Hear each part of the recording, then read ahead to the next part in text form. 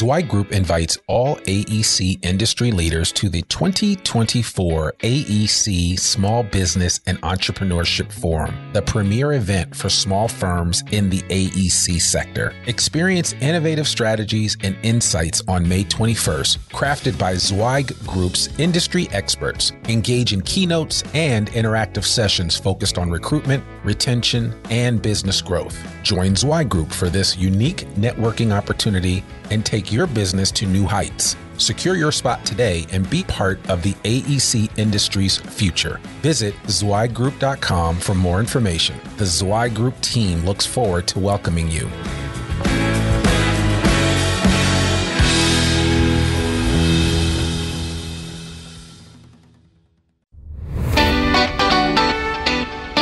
Welcome to the Zweig Letter podcast, putting architectural, engineering, planning, and environmental consulting advice and guidance in your ear.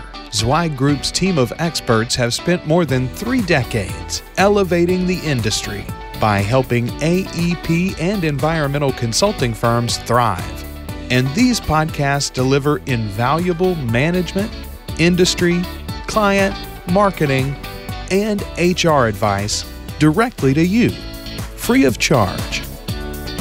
The Zweig Letter podcasts, elevating the design industry one episode at a time.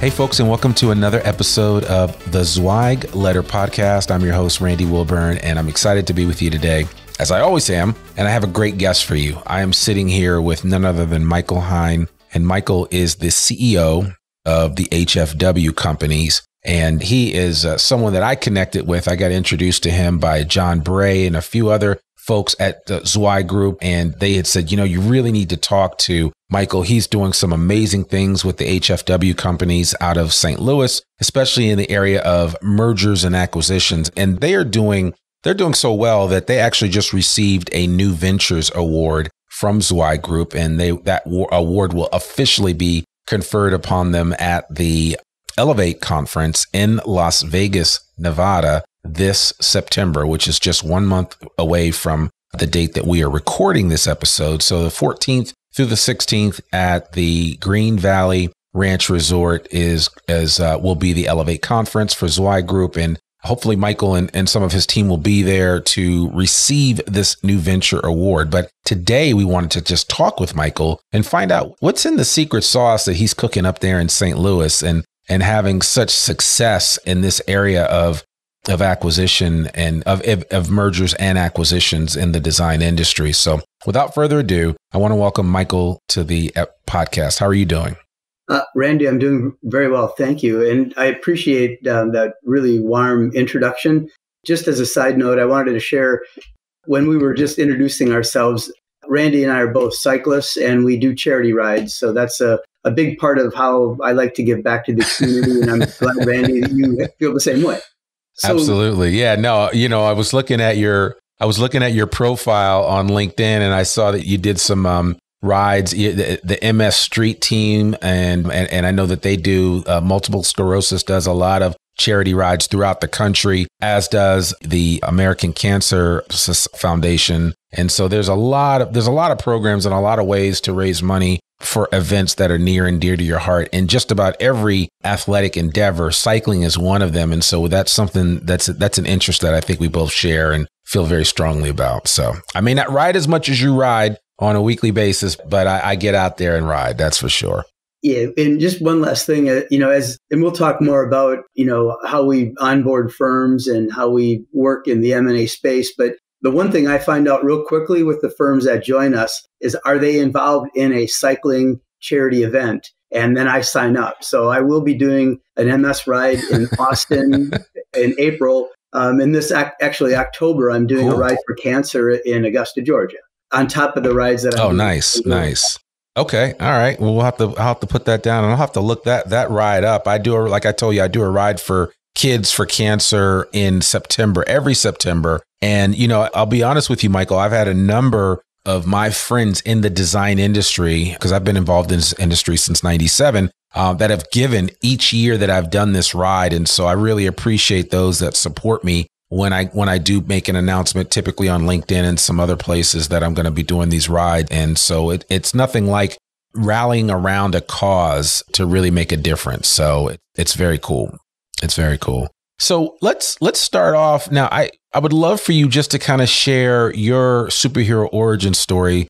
Before you became a titan of M&A, you actually cut your teeth as an architect. And I saw that you went to the City College of New York, where my mom went to school and got her master's. Really? So I thought, because I'm originally from New Jersey, so I know the city. I used to go over there at nights when she would take night classes at the City College, and just an amazing school. But you got your Bachelor of Architecture there. I'd love for you just to kind of tell the audience a little bit about your superhero origin story and about your background in design. Okay. So I did have the wonderful opportunity to go to City College. Max Bond from Davis, Brody, and Bond was the dean of the school at that time. And when I went up to City, I wasn't sure if it was the right place for me.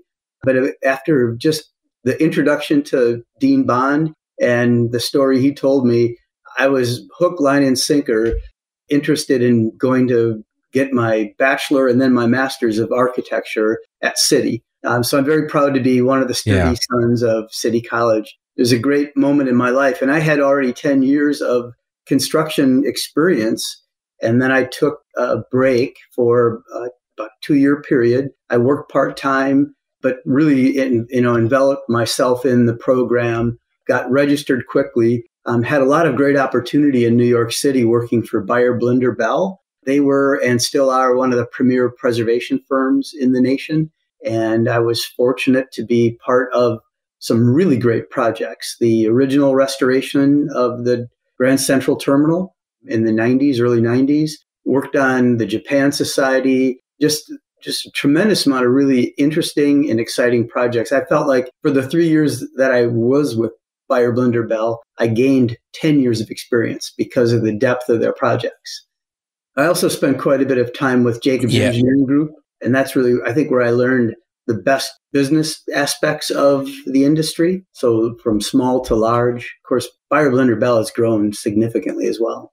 Yeah. And you were with Jacobs in the Green Bay, Wisconsin area, as well as St. Louis for a period. Is that right? Yeah. So I supported, in our Wisconsin group, I supported process engineering projects, pulp and paper, more on the industrial side. So the buildings that I did for Jacobs at that time were really more technical and less about the aesthetic.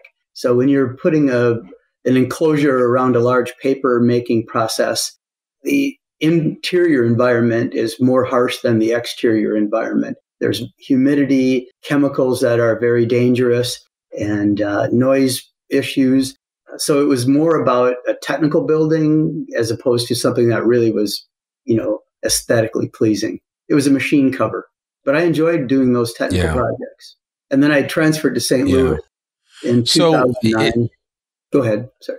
Okay. And that's where you've been since then, in St. Louis. Right. I am a proud citizen of St. Louis since 2009. Okay. And so after Jacobs, you worked at 2 organizations and finally ended up, before you were at HFW, you were the chief operating officer at KAI Design and Build there in the St. Louis area. So I know at some point you made the transition from running projects and programs to deciding that, in your heart of hearts, you wanted to run organizations and to drive value by creating new connections and collaborations. And so where did that part of things come about for you? Where did you get that desire? My father was an entrepreneur. He was a mason as a profession and started a family contracting business as a mason contractor.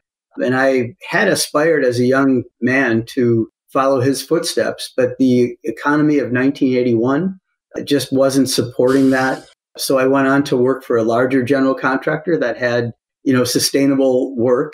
So that desire to be an entrepreneur was early in my mind, but then I followed the path of professionalism and got my license.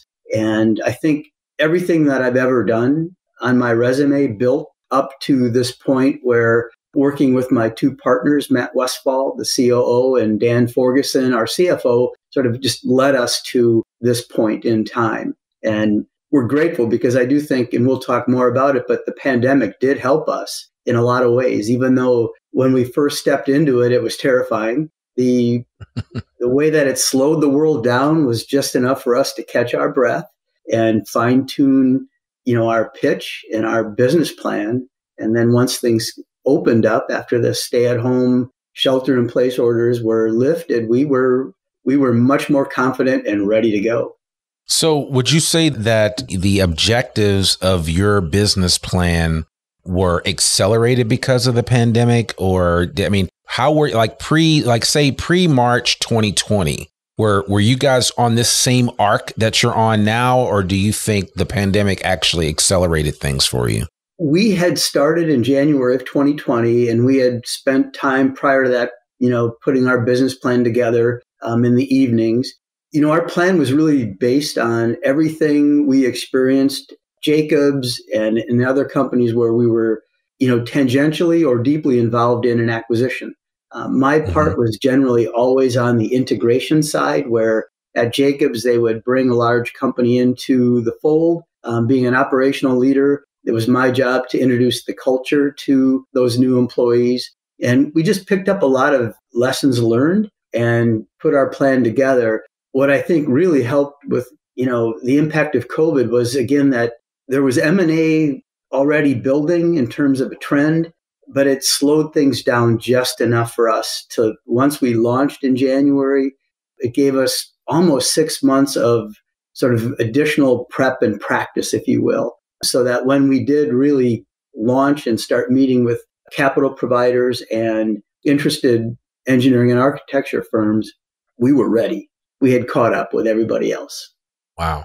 So, how would you relate everything that you've done over the years? And looking at your background, you've had a wide and varied background. You were in construction, you got your Bachelor of Architecture, you have a master's in urban planning and architecture from CUNY at the University of New York. And you've had a lot of different experiences. How did all of that kind of shape your approach to M&A in the design industry space? And did you ever think that you would be at a place like you are right now doing what you do when you started back in the 90s coming out of City College?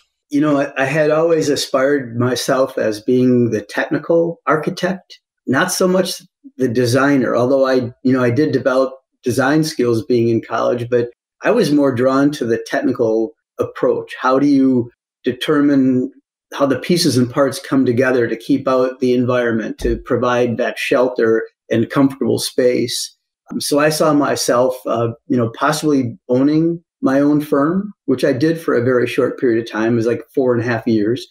But now, again, having joined Jacobs and learning so much more about how to really operate a firm, and just the exposure to the depth of knowledge and the resources, it opened my mind up quite a bit.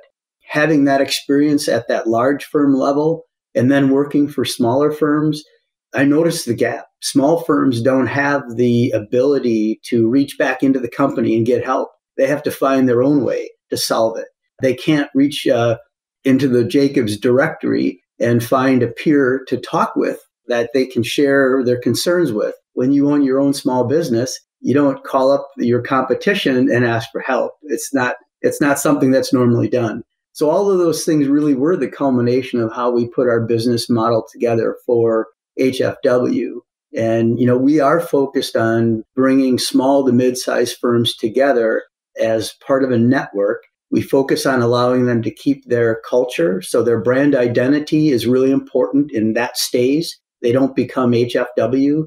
The firms that are partnering with us now, Miller Legg, HSQ Group, Cranston, and Forward, their brand stays in place. We do not change that. Their culture that they built with all the people and the resources, that all remains. We do not go in and operate their business. We really act as a growth partner for them.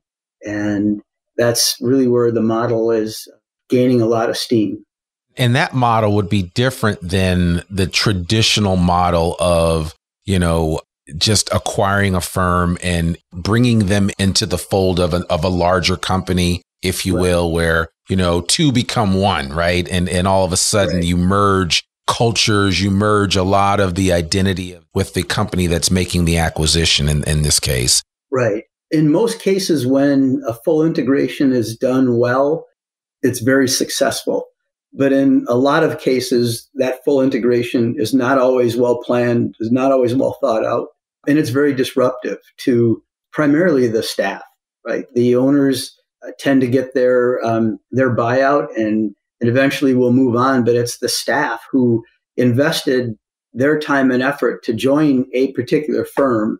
It becomes a decision point for them when they learn that they're acquired and they're no longer part of the organization that they joined. Yeah. And, and without you giving away all the secret sauce, right? Because I know you have some stuff that you guys are doing that you want to try to hold close to the vest. I get it, because you've kind of stumbled upon something that works really well for your approach to acquisition and mergers. But I'd be curious to know, for the companies that you mentioned, has the sentiment or has your approach been with those leaders in those companies that, we really do want you to stay on for as long as you can, and not, not necessarily we're creating a golden parachute approach to this, but we would like you to be a part of what we are going to create in the future with this connection? Randy, that's a great point. So we really do focus on retaining that tier of leadership at the helm, but we also help provide that transition to bring the next level of leader up to the table. So part of our model is really based on having rolled or retained ownership. Certainly HFW will take a controlling interest in a company, but we like to set aside, the appropriate amount of ownership and each firm determines that based on their needs and their interest in wanting to grow. But we want to talk to firms that see themselves as needing help to break through whatever existing ceiling that they have, and then taking advantage of the synergies that you gain when you can share work with other member firms. You can strengthen your portfolio by teaming with an internal member firm. And on those days when you wake up and you have more work than you planned for, you can reach out to another office and bring resources in to help. And the same works for the day you wake up and you have more people than work. You can share and spread those resources across the other member firms. And we're fortunate because that's already happening with the 4 current member firms that we have in HFW. And that's really not a model that we've seen before. It's an advantage that large firms have, but small firms have never had. So that is really, that's one of the main points of our value proposition. We are focused on leveraging their brand and their legacy. That's really important. Firms like Cranston and Miller Legg, and they've been in the industry for over 55 years. That's important to the brand, the people who founded the company, but the community has recognition and trust in those companies. We don't want to lose that. But we do want to provide them more opportunity to grow and the opportunity to gain those synergies that the large firms have by working together with the other member firms to operate and compete at a much higher level. Yeah. And I'm curious to know, since you've had some time under your belt with getting, incorporating these firms that you mentioned specifically, have you then gone back and maybe polled or inquired some of the base level staff of those organizations to kind of get their feedback on the actual process of, the acquisition and how things have worked out? I guess what I'm asking you is, what kind of check-ins have you done to kind of check in on everybody to say, hey, are you okay? Is everything good? Was this what you were hoping for? Not that they can change anything instantly like that, but I would assume that that kind of feedback is important to you. Yes, it is. So it almost starts with the day one introduction. We spend a lot of time fine-tuning the message based on what the current leadership team understands as the pain points for employees and what would really put fear in their minds of this change. So on that day one, when we meet with the entire staff, the feedback that we get, and this is consistent with every opening day, if you will, for us, is that people will come up to us and say, we really trust so-and-so, the owners of the company. And if they decided that and made the decision that working with HFW is the best path for this company, then we trust them. So the one marker we do follow is attrition. And there have, in the 4 companies that have joined us to date, we have not had one person leave the company because they were dissatisfied with the direction that the company has made. And that's pretty significant because usually within a few months, a second-tier leader will up and leave because they don't see the opportunity. So we're proud of that metric, and we strive to continue that because that is part of our value proposition. No disruption, minimum disruption. Yeah. I mean, growth play. I love that. Most people that are listening to this, they can't see my expression, but when Michael said that nobody had left, I was like, wow, I can't, it's unfathomable to me that you guys are having that kind of success. But I mean, it doesn't mean that it's not happening like that. I think what the biggest takeaway that I hear is that obviously the folks at HFW are really going through the proper planning and the due diligence to make sure that these acquisitions are going to make sense and that everybody's on the same page, right? Because I'm sure that you're a firm believer of managing expectations at the beginning, during the process, and then when the process is actually complete. So how do you go about managing those expectations besides the day one event? Because that's once this all has happened. So the first and one of the more significant expectations that we have is the current leadership teams of these member firms have the autonomy and do still run the day-to-day effort. What we do on a frequent basis, and we've been rolling it out at different levels, and we call it the zipper effect. So we start with our finance teams. We, again, do not run their accounting, but it's important for us to measure and track how the businesses are doing against the plans that we've developed. So the finance people from HFW meet regularly with the finance teams from the member firms. And that's a call that everybody participates in for, an hour to an hour and one half. We have now just recently rolled out the principals call, where myself with the CEO presidents of each of the member firms will spend a good 90 minutes going over an agenda that's very specific, looking to discuss any of the key issues that they feel are very relevant to their business at the time, as well as the forward-looking. What's ahead? That is it a recession? Is it a boom economy? Is there a new industry that we need to be supporting? So we're going to be addressing those kinds of very forward-looking issues, so that we're in position. So when there is the next disruption, and there always will be another disruption, we'll be prepared for it, and we can respond.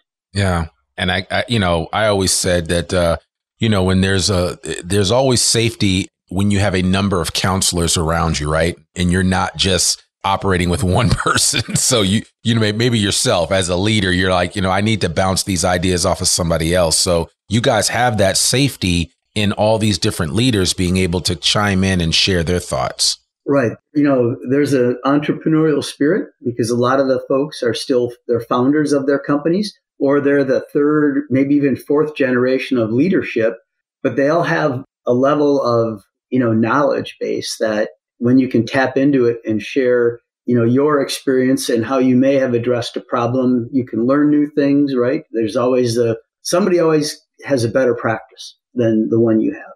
Yeah. Now, are you guys able to, just by virtue of the size of these organizations, are you leveraging just the simple operations side of things in terms of purchasing and kind of taking advantage of some of those aspects? Or is everybody still autonomous and they kind of do their own thing when it comes to that? Well, that's a very phased approach for us. So there's a lot of easy things that we can do quickly. And that would be to look at all the types of business insurance. I'm not talking benefits, but general liability, professional liability, directors and officers, EPL, all of those, we work to bundle those up quickly. So there's an economy of scale. soon we'll be looking at rolling up software platforms so that Autodesk and the different types of software that we use primarily for design are under one contract, so we can, manage those licenses much more practically. And then eventually we will, work toward providing possibly better benefit plan under one umbrella, but that's a longer term goal for us. But yeah, definitely we focus on, those economies of scales, being able to purchase at a much larger scale so that there's a savings per unit. Yeah. So what's next for HFW? I mean, what do you guys, how big is your core team, kind of the overarching team of HFW, and where did everybody come from that's currently working with you? Okay. So right now, HFW at the, if you will, corporate level is 5 employees, and that's Matt, Dan, and myself. And then we have 2 people in our finance group, a director of finance and a director of accounting. In terms of our expansion to bring on more staff, we are looking to bring on a leader of operations. So that would be at the executive vice president level. And that person's role would be to really help drive the synergies between the companies and to help identify those scales of economy. Where can we bundle? Where can we save? And then help fine tune as an advisor how to fine tune business operations, like project management best practices. All of the things that, that 1% improvement from the sign in the back of your wall, is where all that Yes. benefit comes from. I like that. Right. Absolutely. Yeah. No, get 1% better every day is my mantra. I live by that. So just incremental growth. That's all you got to do. So, well, okay. So that makes sense. My other question would simply be, and this is something that I'm curious to know how you guys are dealing with it, but one of the biggest pain points in this industry is recruitment and retention. How is that playing into the acquisition process and how you guys are approaching it with each of these individual companies that have become part of the bigger consortium? Yeah, recruiting staff will be a challenge going forward for probably the next 4 or 5 years. We're going through the phase change of boomers exiting, but there's a lot of talent coming into the market with millennials and then the Gen Zs. And we will look to tap that market because that is, they will be the largest source of talent in all industries in the next coming years. We do work with recruiters. We are posting more on a national level, all firms through LinkedIn and other sources. It's still, it's not easy to find good people, but we believe that the cultures that our companies have are attractive and people want to work for that middle market firm. Not everybody is cut out to be part of a large, 70,000 person operation. Some people like to be in a more cohesive team environment. Yeah. It's almost like you were able to kind of take the best aspects of like a Jacobs and incorporate it into the framework of what you guys are doing at HFW, right? Because Jacobs is huge. AECOM is huge. Yeah. I mean, those are, like you said, there's a resource for anything that you could ever need, but at the same time, there's a gajillion people there too. So therein lies the challenge. Right. Yeah, I think that goes in line with the, my thought that for Matt, Dan, and myself, and I think that goes the same for Angie and Michelle, our 2 other employees, that, everywhere we've worked, we've learned and we've taken it forward. And Jacobs provided me great opportunity. And again, exposure to processes that I would have never, in my mind, put together. But being exposed to that and then making, quality something that's very repeatable because everybody in the company is following those procedures to the extent that makes sense. The outcomes are positive. And that's really what we're trying to bring to our member firm network. They have the ability to be their smaller, cohesive company, but be able to reach back into the HFW network to share resources, to learn best practices, to improve, and to share the things that they do well with others. Yeah. So, I mean, man, you guys, You really, you hear the expression, you don't let any grass grow under your feet. You haven't. I mean, literally in 2.5 years, you guys have really made some inroads. What are you hoping to accomplish in the next 2.5 years? What challenges have you laid out for yourself that you hope to achieve? Yeah, so we're not done yet. Our vision is to build what we call this house of brands with our limited integration strategy. And, we want to partner with architecture and engineering firms, helping them grow, and their growth provides growth for HFW. But in the near term, it's over the next 5 years or so, we want to grow to 15 to 20 member firms. And that's just our first hurdle.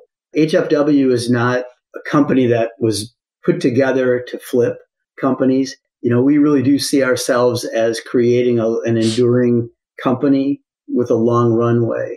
So that's really the first phase is to get to that, 15 to 20 firms. From there, we'll expand our geographies and keep growing. That's the intent. Interesting. What kind of feedback have you gotten from some of your peers in the industry? Have you gotten any? Has it been mostly positive in terms of what you're trying to do, or other people have said, man, Michael, I thought about doing that and you guys are executing it perfectly. What kind of feedback have you received that is actually fuel to your fire to keep pushing forward? Now that we've established ourselves, I think we're beyond that startup mode where, we're in the growth mode of our company. We are getting more interest from firms that we originally spoke with during the pandemic and early on. And they were like, we really like what you're doing, but we're conservative. Why don't you come back and talk to us when you have a little more experience, when you have another firm behind us?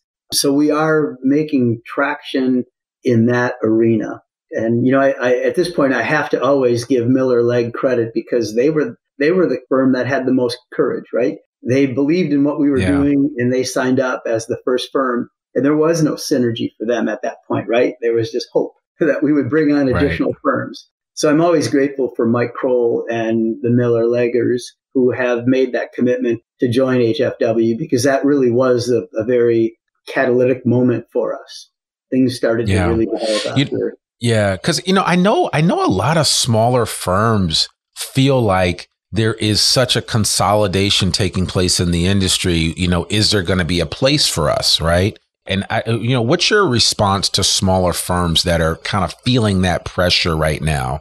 Yeah, this trend has been going on for a long time.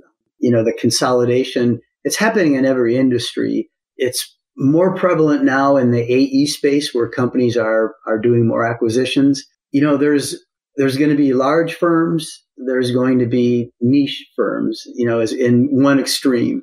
So I think that for the folks that want to continue to grow and they've hit that ceiling, maybe they're at that 50 to 75 person operation and they know they need to scale up with HR and they need more finance people and they just need more expertise on staff to manage and run the operation.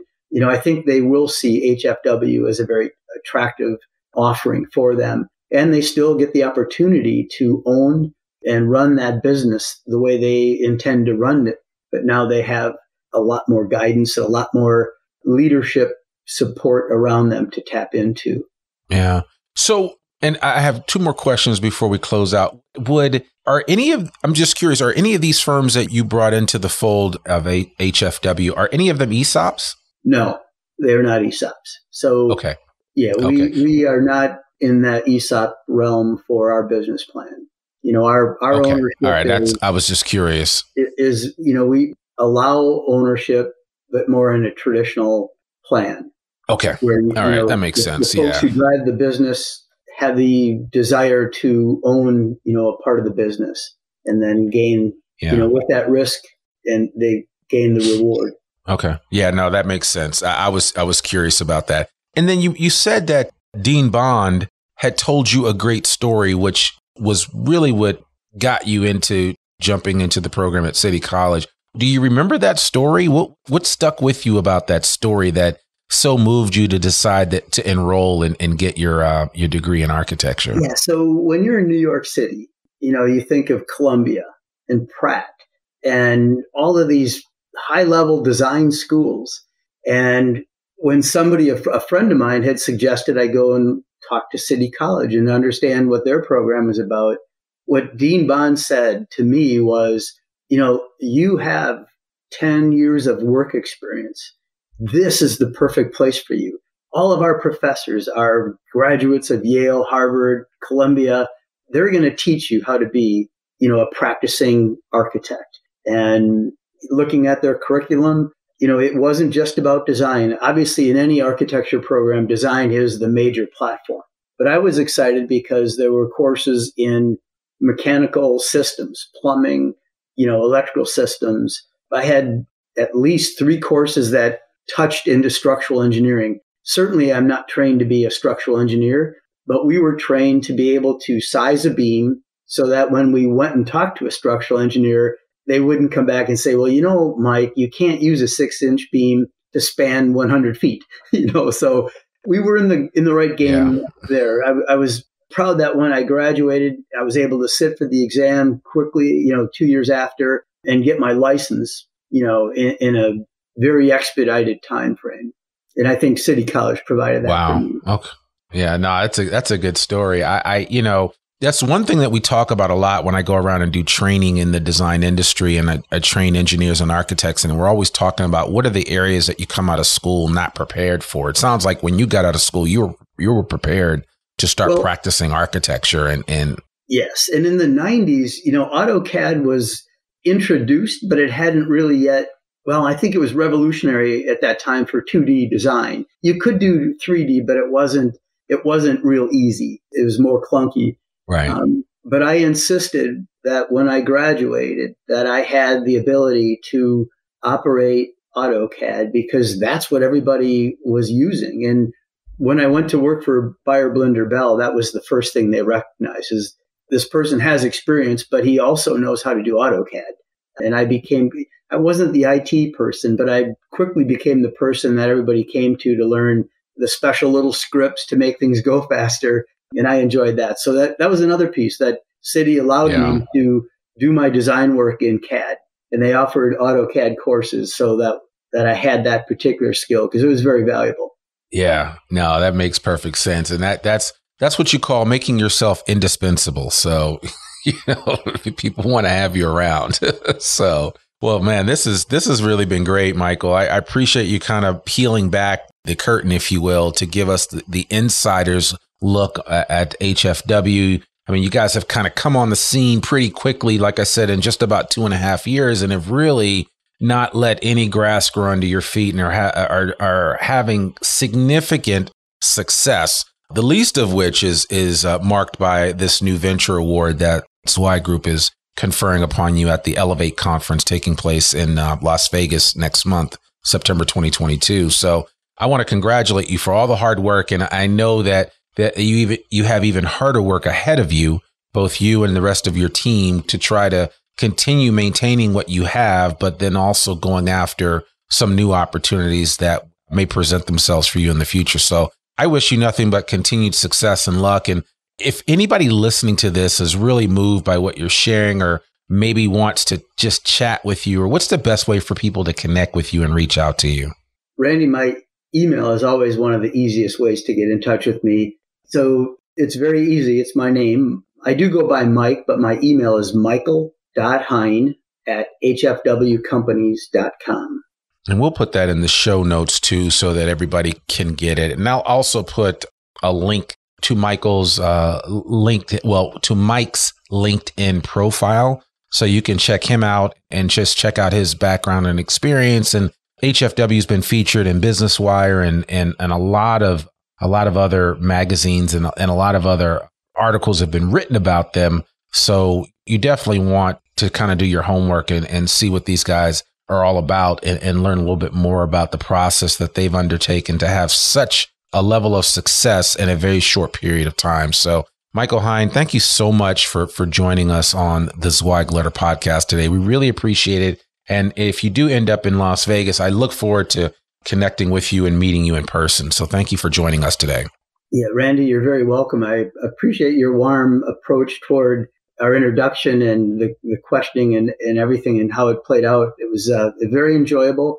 And we are grateful to Zweig for awarding us with the new venture in 2022. So thank you very much for that as well. Absolutely. Well, folks, that's another episode of the Zweig Letter podcast. To learn more about one of the oldest newsletters in the design industry, visit zweiggroup.com. You can read articles online, listen to this podcast, and sign up for a free subscription to the newsletter and have it delivered right into your email inbox every Monday morning. Sign up today. For more info about Zweig Group's advisory services or any Zweig Group publications, visit zweiggroup.com. And remember, you can subscribe to the Zweig Letter podcast wherever you listen to it, and please consider rating and reviewing us on Apple Podcasts. I'm your host, Randy Wilburn, and we'll see you with another episode soon. Peace. Thanks for tuning in to the Zweig Letter podcast. We hope that you can be part of elevating the industry and that you can apply our advice and information to your daily professional life. For a free digital subscription to the Zweig Letter, please visit thezweigletter.com/subscribe to gain more wisdom and inspiration, in addition to information about leadership, finance, HR, and marketing your firm. Subscribe today.